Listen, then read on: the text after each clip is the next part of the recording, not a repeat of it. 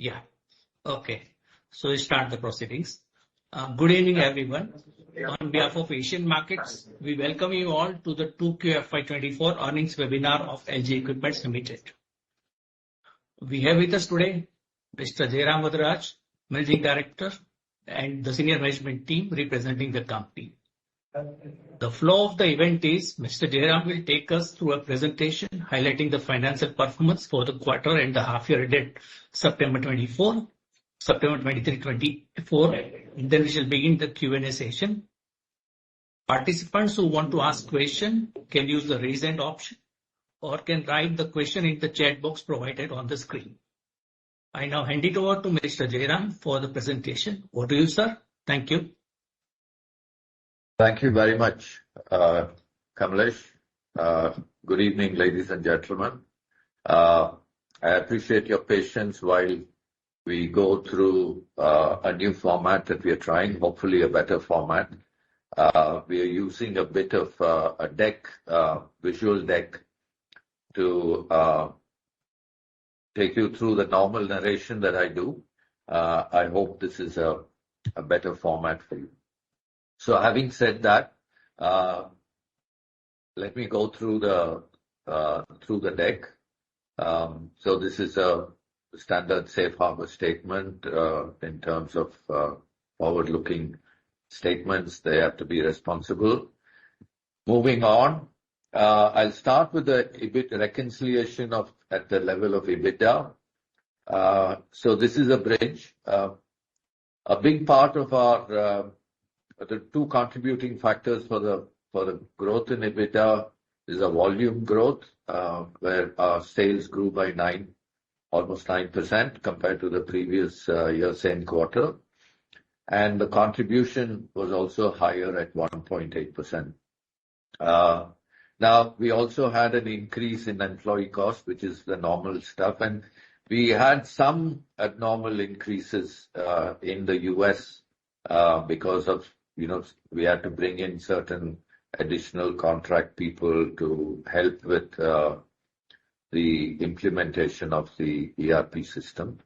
So all that put together, our EBITDA is at the level which is, it's been a pretty good performance for the quarter.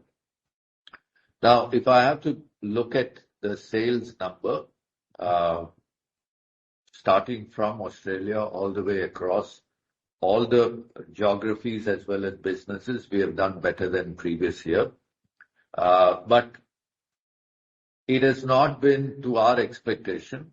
Australia, there has been some headwinds in the economy. So our aftermarket has been very good, but equipment sale has been a little sluggish. Southeast Asia continues to be a challenge in terms of performing to our expectation. India, I will stop at India, go to India and then go back to Europe. Yeah, India has been, in certain segments we've done well, and certain other industrial segments we are seeing sluggishness. Inquiry levels continue to be strong, but conversions seem to be taking longer. Europe has been quite a bit of a challenge, combined with inflation, the Ukraine war, gas prices. It has been a challenge there. So we're taking stock of the situation to see how we should reorient ourselves there. I'll be able to tell you more about it in the next couple of quarters. North America is back to its normal levels after a miss in the first quarter and a little bit in the second quarter as well. So we're back to normal, and I think the second half would be quite strong for North America. Middle East has grown well for us, and ATS, our automotive equipment business, has also grown. Moving to the revenue growth, like I said earlier, it is 9.1% over the previous year. Compared to the sequential quarter, it's about 11%. So typically, we have about 43 to 45% performance in the first half and 55 to 57% in the second half, I think it'll be reasonable to expect the same performance in this year as well. Our PBT growth has been pretty strong, and we've done very well in terms of improving our contribution margin. It's a combination of both control over costs as well as better realization of pricing, which we started almost a year and a half ago.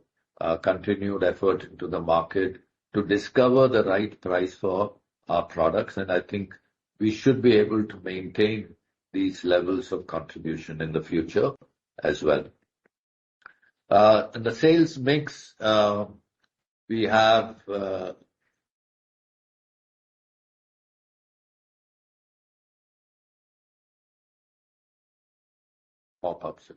So sales compressors is close to about 90%, and automotive equipment is 10%.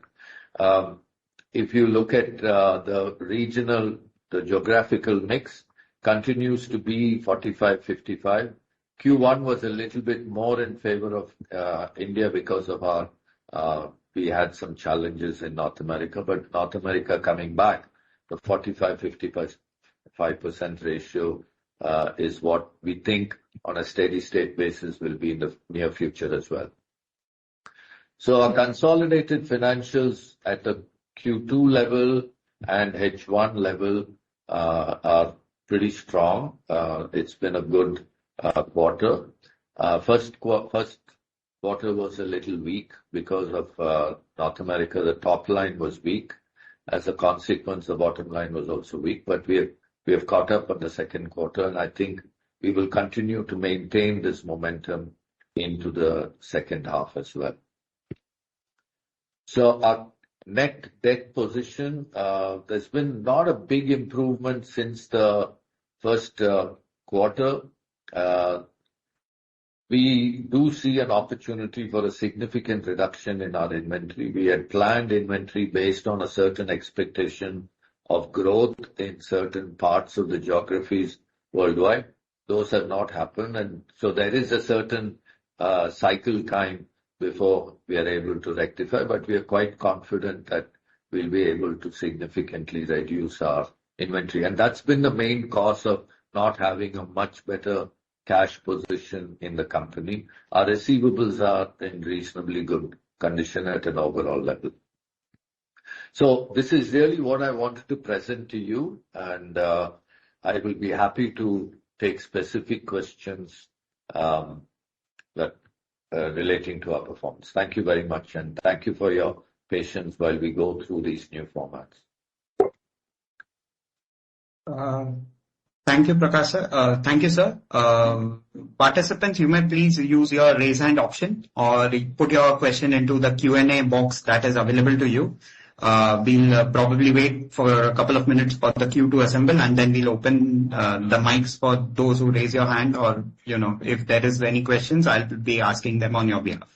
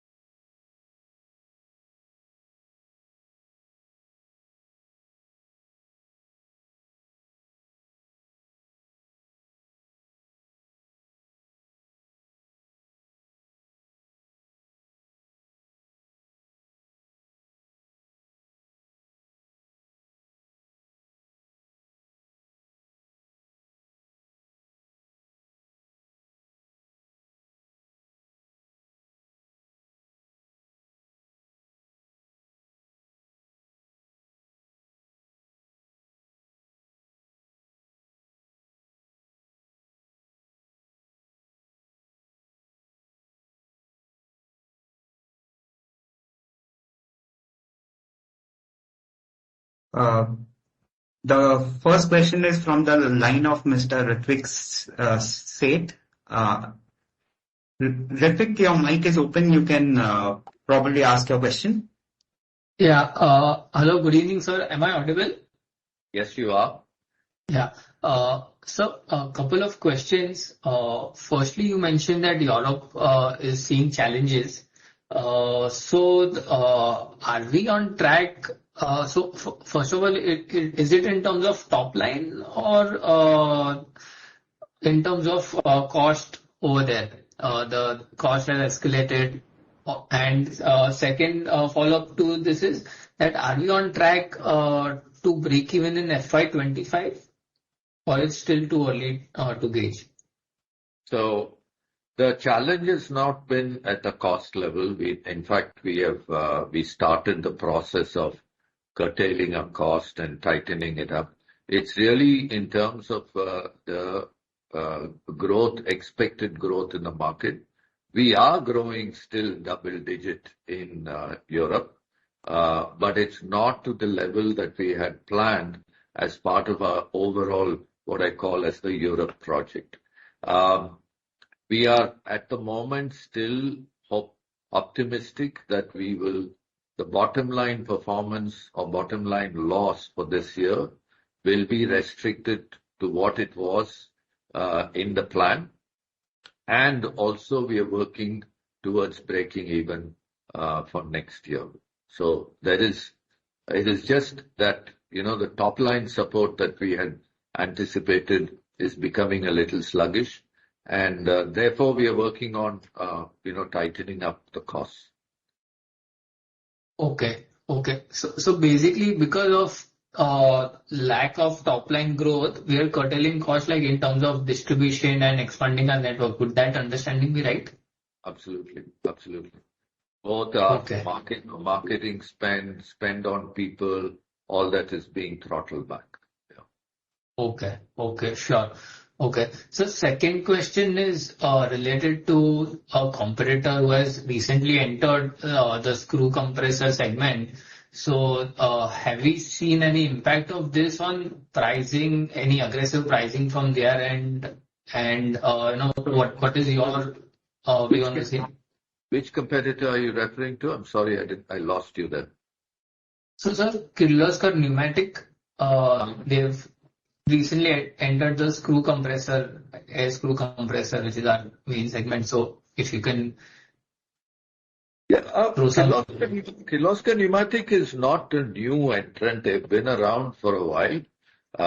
They've been selling machines in the Indian market, but we don't see them as often as we see the other major competitors in the marketplace. Okay. But we are mindful of it. We are watching. We know about their products. We're watching them. We're mindful of it. We're not taking it lightly. Okay, sir. That's it from my side. Happy Diwali and thank you. Thank you. Happy Diwali to you too. Thank you very much.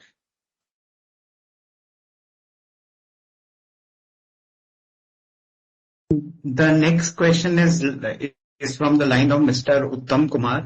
Mr. Uttam, your mic has been enabled. You may please ask your question.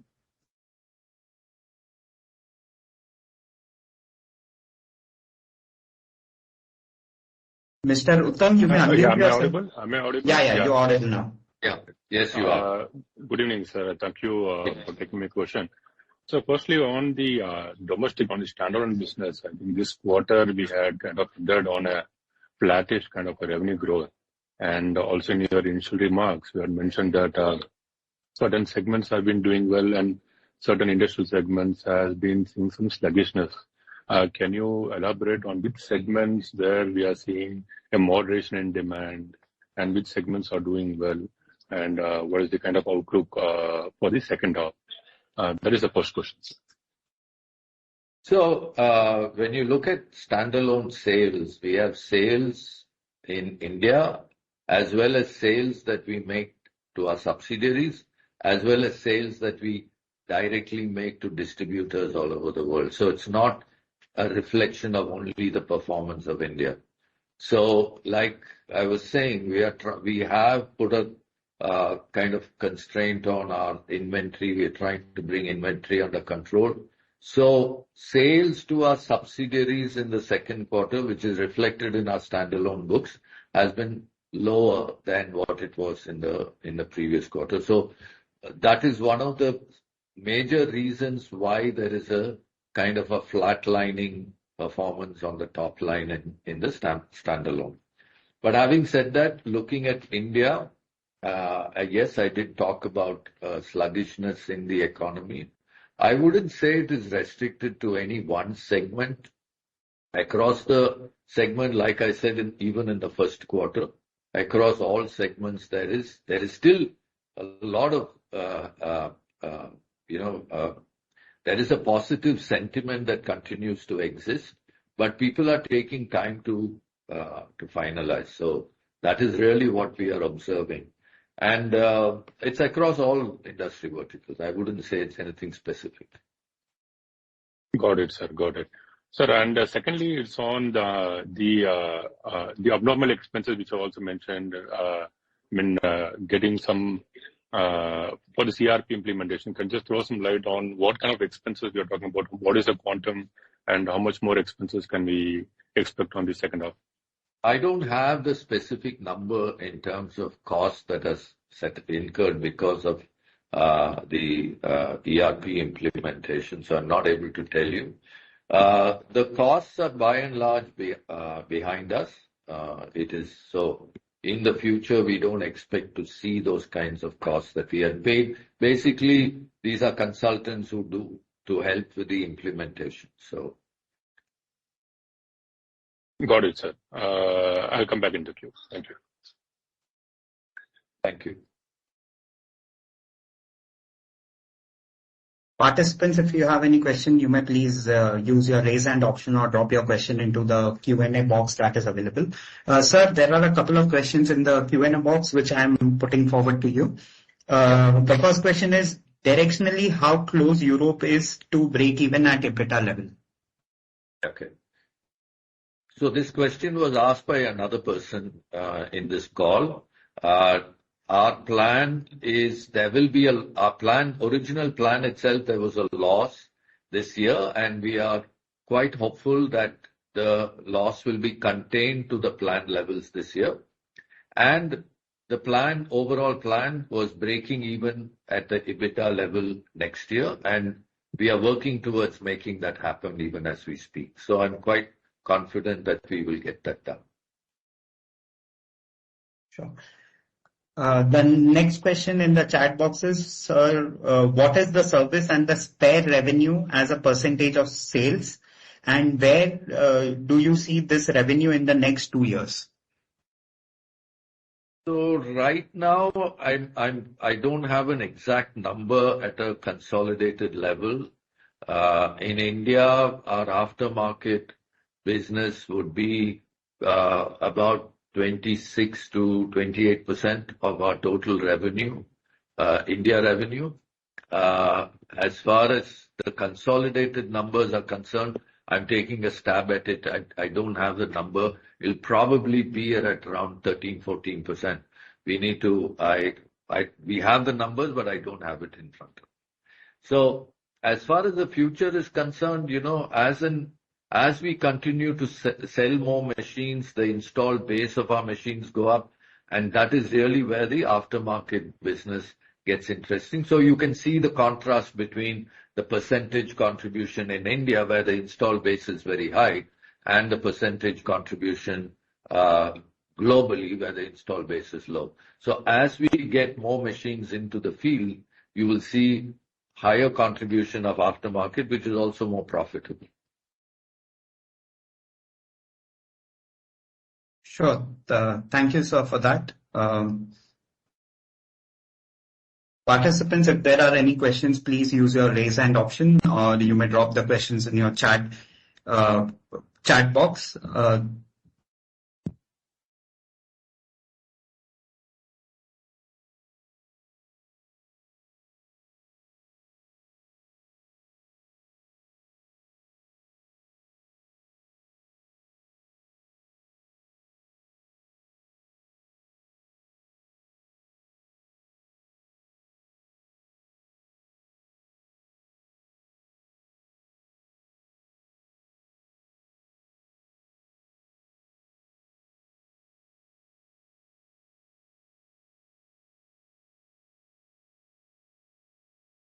So one more question coming out of chat box is, what is the segment-wise, how has been the market in India and in away pockets?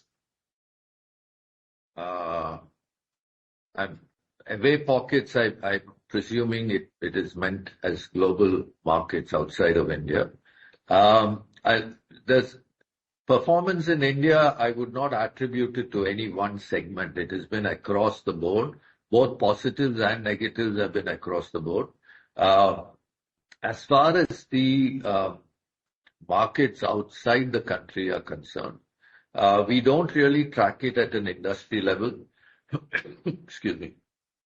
Most of our business is done through distributors who are much more arm's length in those countries compared to India. So we don't have very strong visibility into the industry verticals there. Sir, just a follow-up question on the previous one. What would be the outlier pockets and the weak pockets, in your assessment? Outlier pockets and weak pockets? Yes, sir. In India? Sir, I think this speaks about global because previous question was regarding global markets. So, I'm not able to understand what you mean by outlier pockets. Compressor doesn't have any outliers. They're just applications across the board, across Sir, all industries. Sorry. If I may interrupt you, I believe this is with regards to the segmental performance. How is the performance, outlier performance or weak performance? Dilesh, I think, let me explain. So I think the question is asking about in the India business, how across various pockets of automotive, water wells, cement, railway, and other process industry, the business is shaping up. Is there any outperformer or any underperforming segment is what the question. Okay. So, you look at the industrial segment, like I said, across industries, there has been a little bit of sluggishness in terms of finalization of orders. Enquiry levels still continue to be quite strong. That is on the industrial side. Railway business is kind of constant. It is really a function of the budgetary allocation, which has been reasonable, and therefore it continues to grow at a steady pace. The outlier really in that sense that is kicked in this year or this quarter, and we expect it to continue, is our water well segment. There has been an uptick in the demand for compressors in the water well segment. And I've been giving a feedback or update to the investors over the last 2 to 3 years, the kind of work that we have put in to build new machines, to build a new machine, which is far superior than what is available in the market. And that has given us a significant leg up in the current situation where there is a demand. Now, is the demand for these borewell compressors at those peak levels of 500, 600 machines a year? No, they're not. But compared to the last couple of years, there has been a significant uptick. Sure. Thank you, sir. The next question is from the line of Mr. SR. I'm not sure what his full name is, but I'll allow the mic for the same.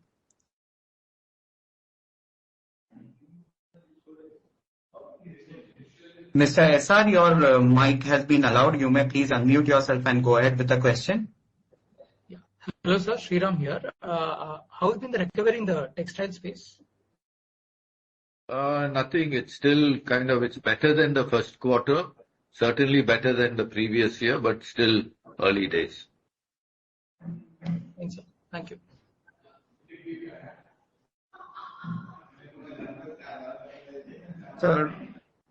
Sir, one more question coming in from the chat box is, why did other expenses fall despite higher revenue growth? Is this sustainable going forward? Why? Sorry, what was the question? Why are other expenses? Why did other expenses fall despite higher revenue growth? Is this sustainable going forward? Other expenses have gone down. It is more a temporal thing. I don't think there is anything specific that we did to reduce it. There's been some savings in certain markets, in terms, let's say in Europe, certain marketing spend has been reduced, some travel spends have been reduced. I would not attribute it as anything like a deliberate, significant strategic move there. And for the next 2 quarters, I don't see it as sustaining itself.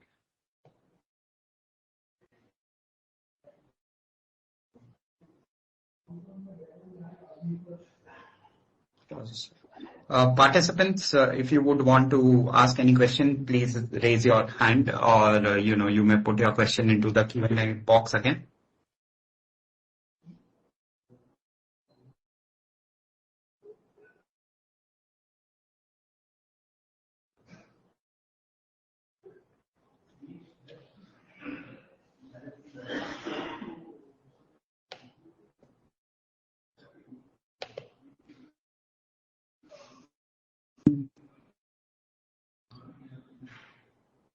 Sir, there is a question in the chat box which says, can you provide any growth and margin guidance for FY24 and FY25?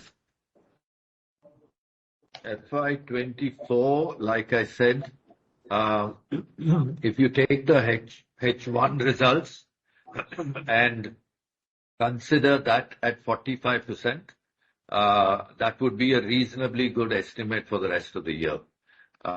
So basis that, if I do the math correctly, I think we'll be at around 3,200, 3,250 crores will be the number that we can expect for this year.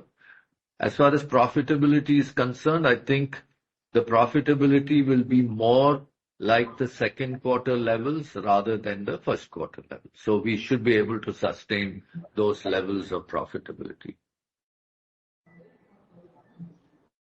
Sure. Thank you. Thank you, sir, for that. We'll wait for a minute more. Participants, in case if you have any questions, you may please use your raise hand option or drop your question in the chat box.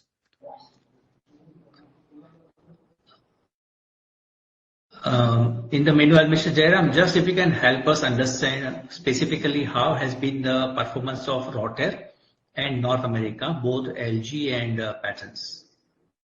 Okay. So Rotter has had a good quarter and good first half. It's on the back of both sales in Europe as well as sales to North America, because the production hub of portable compressors for North American market is Rotter in Europe. So it's been a good performance. As far as profitability is concerned, at a margin level, it has kind of sustained itself compared to previous year. It has not had the same kind of margin growth that Elgi has seen. It is at a contribution level, but it is at an EBITDA level, it's been very strong because of the top line. As far as North America is concerned, patent specifically was the first quarter was quite a disaster because of the system ERP implementation. But the second quarter, they have caught up and they're back to a certain steady state level at which we had budgeted. So that's a good thing, right? So profitability also they're working on, and I think they will be quite strong in the second half.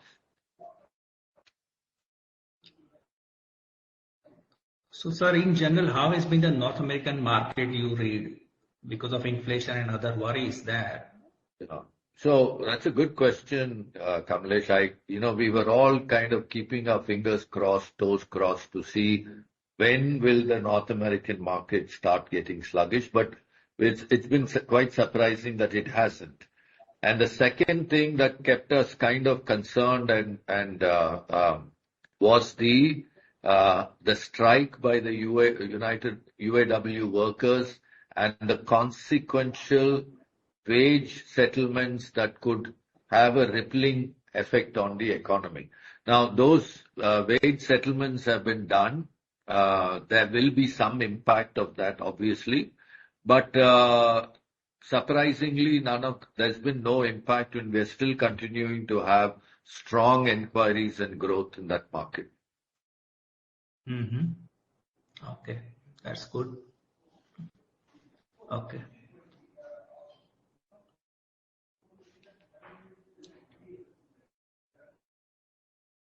Nilesh, again, any other questions? Sir, question that I see. Sir, just one question that I see in the chat box, which says, according to you, what are the most important factors that customer would look at before going ahead with a compressor manufacturer? Well, there are two, at a very broad level, there are two segments of customers. One is a TCO type customer. What I mean by that is a total cost of ownership customer. They look at the life cycle cost, not just only the upfront price of the compressor. Then the other segment really is customers who have very low duty cycles. They operate the compressors for a few thousand hours in a year. They're really not worried about the energy consumption, and they are more concerned about the upfront price of the machine. So it really depends on which segment of customers. In our opinion, in a given market, about 60 to 70% of the customers are really TCO customers, because the life cycle cost of a compressor is actually pretty significant, and therefore they need to be concerned about it. About 20 to 30% of the customers are basically buying on price, right? So this is how really the market split is. Yeah. Sir, the next question in chat that I have is margin guidances again. Sir, how has our oil-free compressors performed internationally? In the current quarter and in the first half, I think there's been a steady growth of installations. We have got some very prestigious customers that in Europe and in the US and in Australia. So it's been I wouldn't say dramatic growth, but it's been a steady progress in terms of acquiring marquee customer brands as customers of our oil-free machines. So we are moving along nicely.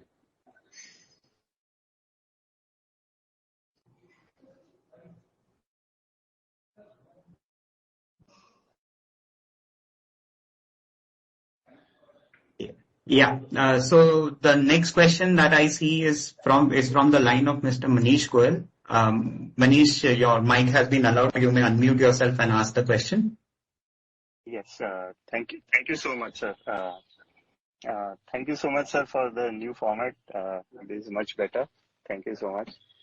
Most welcome, Manish. We'll continue to keep improving on this. We had a little bit of tech challenges this time. Hopefully next time will be better. Sure, sir. Sir, a couple of things. So we had probably a historic high margins on a standalone basis, and we have been this quarter we have seen even the subsidiaries margins improving.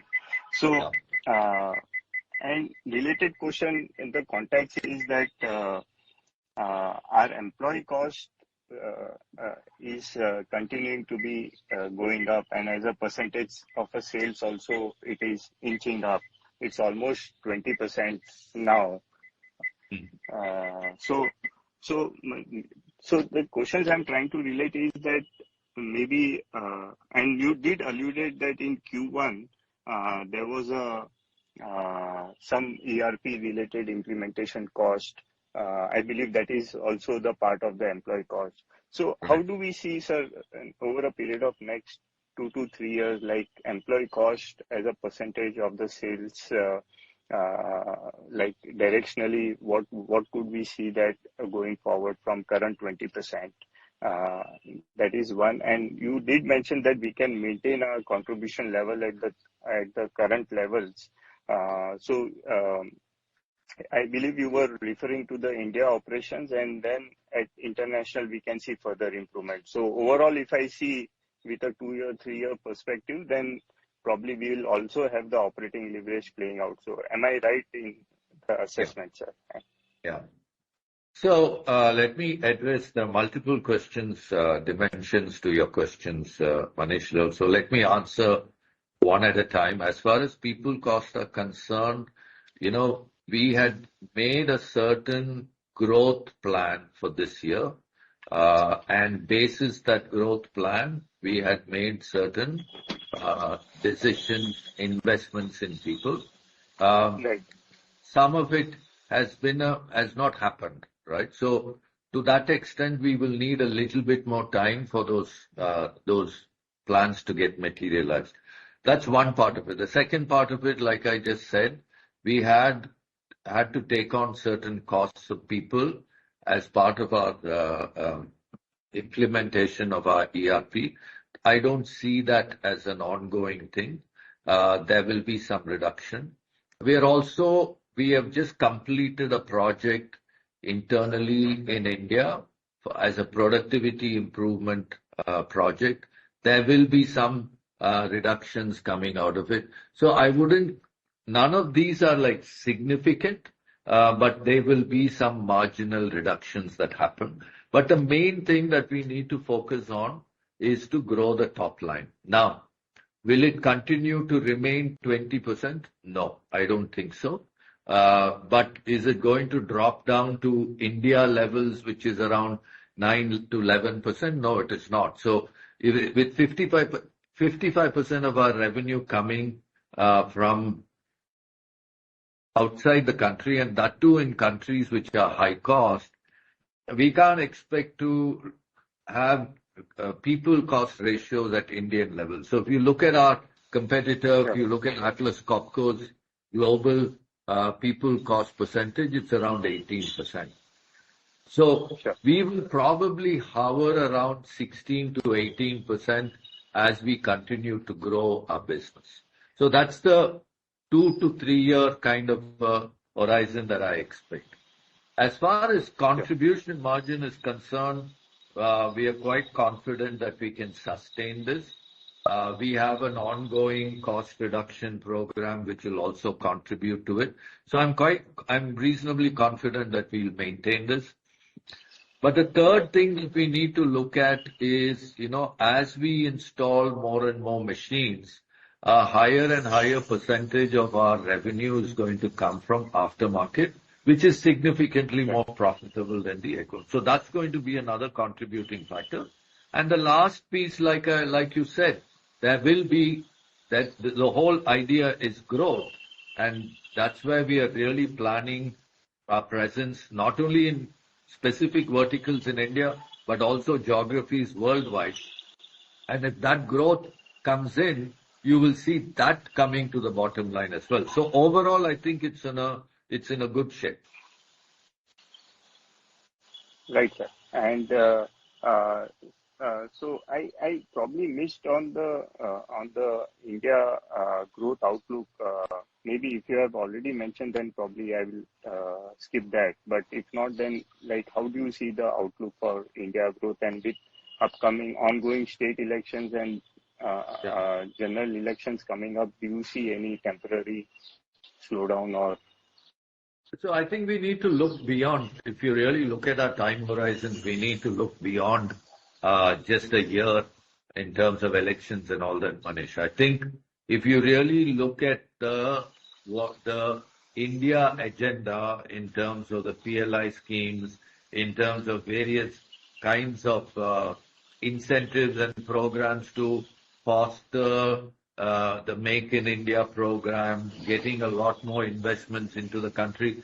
There's a lot of noise being made about it. So even if a small fraction of that noise gets materialized, there will be a significant uptick in demand in the future. So that's what we are banking on. So we do have an optimistic view of India. Besides that, like I said in the last quarter's call, we are looking at certain strategic priorities or certain strategic initiatives that we are going to kickstart in India to start looking at incremental gain in share of the market, which we believe we can possibly get. So we should have started it in the third quarter, but we had some kind of shifts in the plan. So we are hoping that we will kick it off in the fourth quarter. So that could also have a good impact in the next financial year. Great, sir. And last question, sir, like how is our progress on moving our some of the manufacturing from the existing plant to the new facilities? So the planning started. The overall the master plan for the campus has started. We are hoping that we will complete it this financial year and start looking at investing into phased. We can't do this entire shift in one. Right. One thing. So we're going to do a phased shift, and it will start next year. Great, sir. Thank you so much. Thanks a lot. Thank you. Sir, a couple of questions again in the chat box. The first question there is, which products are manufactured outside India, and what is their revenue contribution as percentage of sales? The only products that are manufactured outside India are the portable compressors in Rotair, patents, medical products that are made in the US. I don't have the numbers in front of me, but if I have to venture a guess, probably 15%. The next question again from the chat box, sir, is what is the capex plan for the next 2-3 years? Our normal capex, that what we call as balancing capital expenditure on an ongoing basis, doesn't exceed 50 crores. I keep saying 50 crores, but we struggle to spend beyond 25-30 crores in a year. But I would say it's safe to say that balancing will not exceed 50 crores, which is the incremental investments in machinery. The major one is going to come when we shift our campus from the city campus to our new campus outside the city.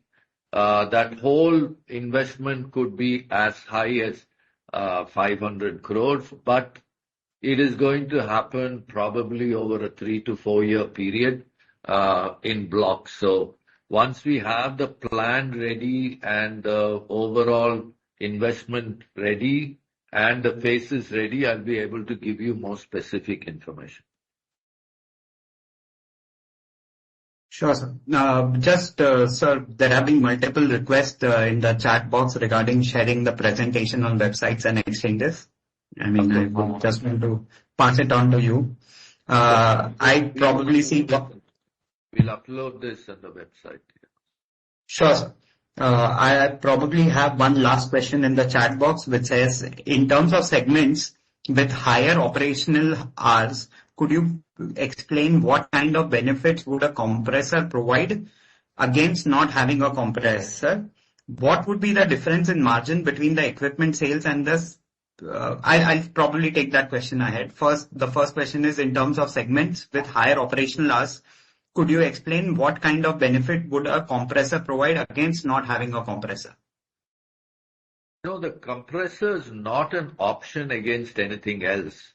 Compressed air is like electricity, is a utility. I mean, you need it, you need to buy a compressor. Electricity is generated in a central location and distributed through cables and wires. Compressed air cannot be generated centrally and distributed through pipelines. So therefore, you need to have a compressor for producing compressed air, which is a utility that goes into manufacturing of products. I mean, different kinds of products. So it's not an option. When you need it, you just have to have it, right? Sure, sir. So The second part, sorry. Yeah. Go ahead. The second question there was what would be the difference in margins between the equipment sales and spare and services on average? At a material cost level, I would think equipment would be between, if 100 is your equipment sale, you probably will realize 30-35 as your gross margin at a material cost level. If it is spare parts, you would probably realize 60. If 100 is your sale of spare parts, you will realize 60. If it is service, of course, it is 100% because you're basically pricing people, and that is not there's no consumable cost in a sense. It's a fixed cost. Yeah. Sure, sir. We'll take one last question from the line of Mr. Abhineet Anand. Abhineet, your mic has been enabled. You may please unmute yourself and go ahead with the question. Yeah. Thanks for the opportunity. Sir, just wanted to know this CapEx plan that we have. One of the reasons is obviously because the present capacity is in the city and we want to go to a larger area. Apart from that, what incremental revenues or margin improvement or ROIC that it can attract?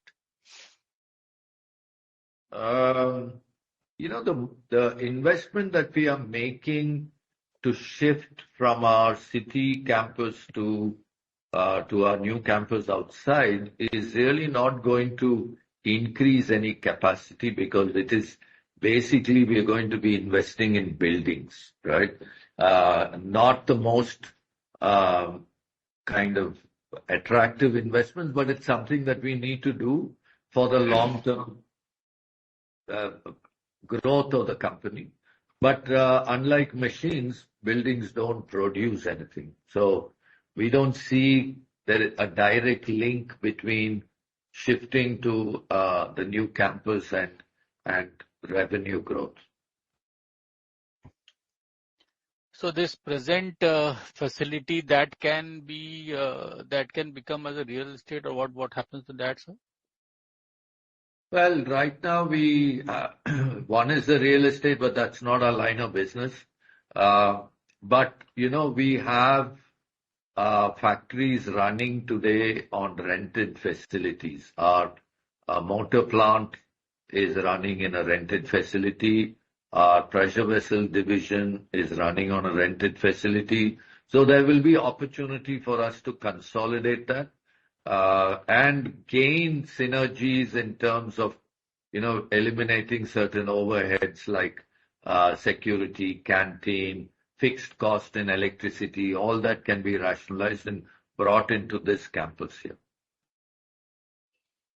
Thanks, sir. That was my question. Thank you. So as I see no further questions in the chat box as well as in the question queue, I would hand over the mic to Kamlesh for the vote of thanks. Yeah. Thank you everyone for joining in. Sir, any closing remark you want to make, Mr. Jain? No, nothing. Thank you very much, Kamlesh, for organizing this format and Nilesh for conducting this. We will continue to try and improve our presence, make it more informative, more transparent, and and provide as much useful information as possible. So thank you for enabling that, Kamlesh. Thank you very much. Thank you. Thank you, Tom. We conclude the call. Thank you for being part of this conference. With that, we can conclude the call. Have a good day. Thank you.